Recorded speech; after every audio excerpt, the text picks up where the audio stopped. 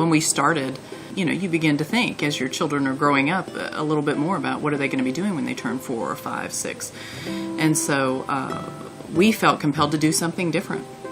And we weren't exactly sure what that would entail, but then homeschooling came across our path.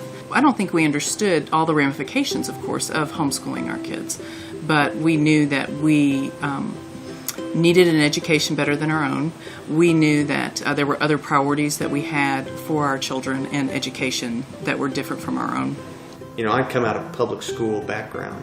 My education was public school and not really, parent-centric. So which means I was listening to whatever teacher I had, and so you're kind of being shopped around from grade to grade until you have good teachers, you have bad teachers, and you don't necessarily know what that's going to look like at the end of it. Having looked back on that, I think, was I given the tools to get all the knowledge I needed? Academically, what I want to protect my girls from is boredom and complacency.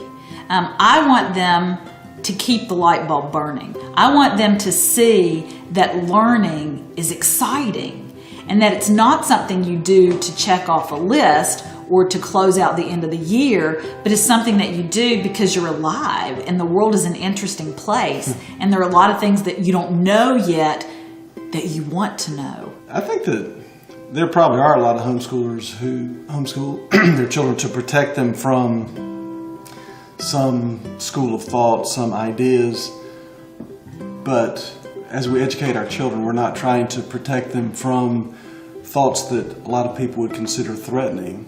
We're trying to provide the appropriate context for engaging those ideas and evaluating those ideas on the basis of truth. We don't want them just to go through the motions to, okay, school year's over, we're done learning. Academically, I think we set out to teach our kids to be lifelong learners, as we are. I mean, we have books all over our house.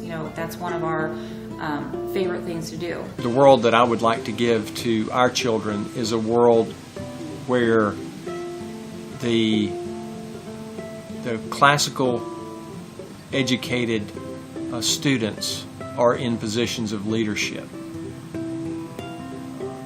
They recognize the wisdom from past great leaders, whereas it is being ignored in public education and the secular world. We want to teach our kids in a homeschooling environment that allows them to know, how to think instead of what to think. That puts them on a different level where they're not sheltered because they can pursue whatever they want to pursue. And they go out and they can find the answers. They go out and self-educate.